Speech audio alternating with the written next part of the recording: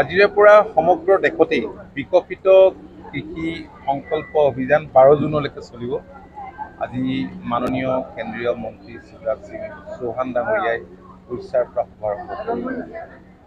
আমাৰ ৰাজ্যখনৰ প্ৰতিখন জিলাতে ৩৫খন জিলাকেই এই অভিযানে সামৰি ল'ব। তাৰ কাৰণে ইতিমধ্যে state nodal officer, district nodal officer প্ৰত্যেক ডিষ্ট্ৰিক্টত নিয়োজিত কৰা হৈছে আৰু বেলেগ বেলেগ ডিপাৰ্টমেণ্টৰ মাজত কোঅৰ্ডিনেশ্যনো কৰা হৈছে, য'ত জিলা উপায়ুক্তবিলাকেও প্ৰতিখন জিলাত এক গুৰুত্বপূৰ্ণ ভূমিকা গ্ৰহণ কৰিব। আৰু আমাৰ যিবিলাক কৃষি বিজ্ঞান কেন্দ্ৰ আছে, KVK আছে প্ৰত্যেক জিলাত, KVK ইয়াৰ লগত ডিপলি ইনভলভ হৈ আছে। আজি ইয়াতো এই প্ৰগ্ৰেমটো KVKৰ জৰিয়তে আচলতে কৰা হৈছে। ICA ৰাটাৰী কনচালটেণ্টো আজি ইয়াত উপস্থিত আছে।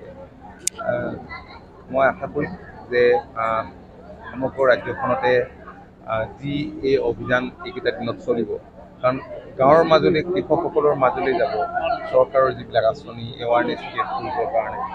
প্ৰধানমন্ত্ৰীৰ যি কথা যে লেণ্ড টু লেব, আমি যাতে তেনেধৰণে আমি লৈ যাব পাৰোঁ তেখেতৰ চিন্তা, তেখেতৰ উদ্যোগ, তাৰ কাৰণে আমাৰ যিসকল এই গোটেই ছিষ্টেমটোৰ লগত, এই অভিযানটোৰ লগত জড়িত হৈ আছে, সেই অভিযানটোৰ লগত জড়িত হৈ থকাসকলে গুৰুত্ব দি কামখিনি আগবঢ়াই নিব।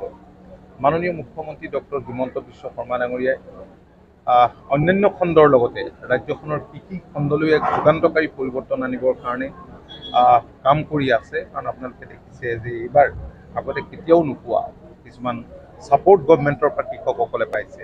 যেনেকৈ মেইজত অতিৰিক্তভাৱে ৰাজ্য চৰকাৰে ছাপৰ্ট দিছে, মাষ্টাৰ্ডত দিছে, ঠিক তেনেকৈ ধানত দিছে, মিনিমাম ছাপৰ্ট প্ৰাইচৰ ওপৰত আৰু ইয়াৰ ওপৰত কিছু ধন বঢ়াই দিছে।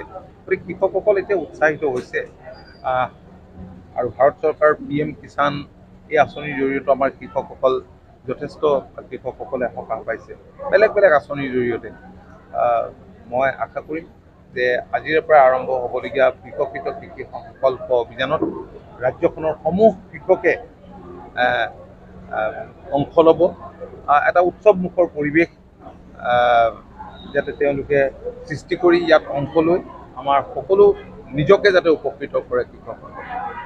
স্যাৰ PM-KSY মেচিনটো কৃষি কাৰ্যত উপযোগী নহয় নেকি, য'ত কাপোৰ ধুবলৈ ব্যৱহাৰ কৰে?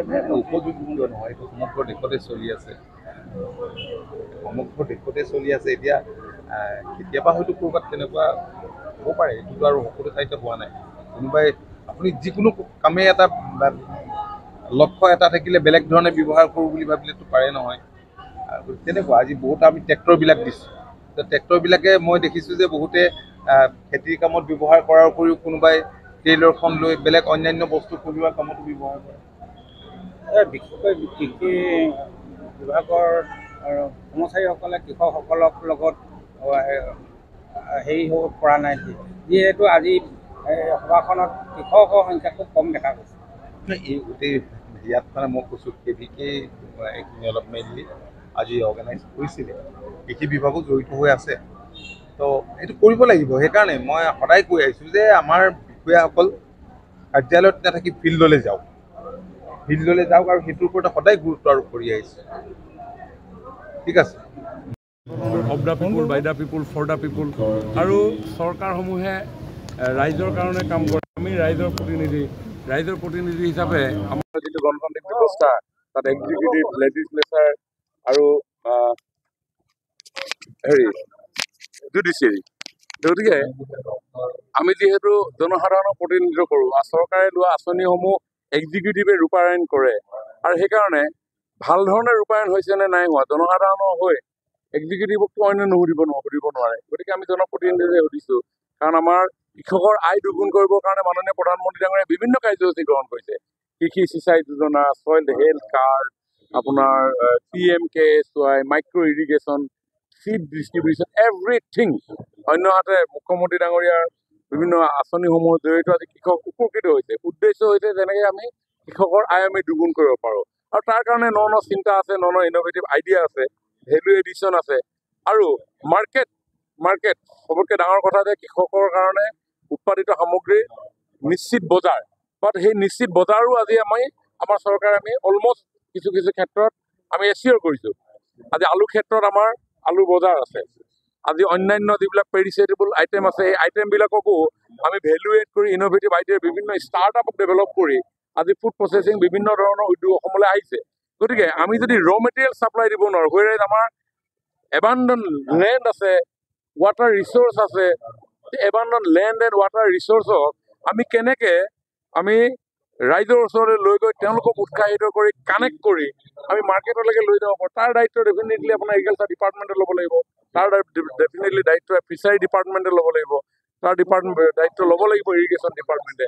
আৰু সেইকাৰণে তেওঁলোকক এইটো আহ্বান জনাইছোঁ। আপুনি কৈছে যে মই আজিকালি খোৱাও এৰি দিছোঁ, এনেধৰণৰ কথা এটা মই 17 চনৰ পৰাই মই বহুত দায়িত্ব লোৱাৰ পিছতে আগৰ পৰাই কৰোঁ, তাৰপিছতো ট্ৰাই কৰিছোঁ। আপোনালোকে খবৰ কৰিলে গমেই পায়, বহু বন্ধুৱে মোক দেখিছে মই 2,000 3,000 বিঘা মাটিত হাল বাওঁ, কিবা কৰোঁ, ডাবল ইনকম কৰোঁ, এগ্ৰিকালচাৰ ডিপাৰ্টমেণ্ট মাৰোঁ, কৰোঁ ন, এইবাৰো কৰোঁ, ভালো কৰি আছোঁ, কিবা কিবি কৰিছোঁ। কিন্তু মানে দেখোঁ তেখেতৰ যিটো ইণ্টাৰেষ্ট থাকিব লাগে নাথাকে মানে। মই নাজানো আহিছে নে নাই অহা, কিন্তু আমাৰ উদ্দেশ্যত এটা পৰিৱেশ মই নকওঁ সংবাদ মাধ্যমত ক'বলৈ বেয়া, কিন্তু মই ভাবোঁ যে নতুন এটা চিন্তা অসমত আৰম্ভ হৈছে, ভাৰতত আৰম্ভ হৈছে, আৰু আমাৰ বিভাগসমূহেও এই ক্ষেত্ৰত আগুৱাই লৈ যাব। কাৰণ মুখ্যমন্ত্ৰী ডাঙৰীয়াই যেনেধৰণে কষ্ট কৰি আছে, এগ্ৰিকালচাৰ ডিপাৰ্টমেণ্টৰ অতুল বৰা ডাঙৰীয়াই যেনেধৰণে কষ্ট কৰি আছে, সকলোৱে ছাপোৰ্ট দিলে হ'ব। গতিকে মই বিধায়ক হিচাপে ছাপোৰ্ট চবৰে আছে, চবৰে মন ভাল, চব অ'কে, কিন্তু অকণমান মানে পুৰণি যিটো মানে হেৰি আছিলে, অভ্যাস আছিলে, সেই অভ্যাসটো চেঞ্জ কৰিব লাগিব। লাষ্ট 14 চনৰ পৰা 16 চনৰ পৰা লাহে লাহে চেঞ্জ হৈছে, আৰু 2-4 বছৰ পিছত ভাল হ'ব বুলি ভাবিছোঁ। এনেকুৱা হৈছে নেকি মন্ত্ৰীৰ কথা নহয়? নাই নাই, তেনেকুৱা শুনাৰ কাৰণেতো চেঞ্জ হৈছে, বিষয়ে কেলৈ নুসুধিব, শুনিব গাইড দিয়ে তেখেতকে সুধিছে আৰু বাকী কথা কিনে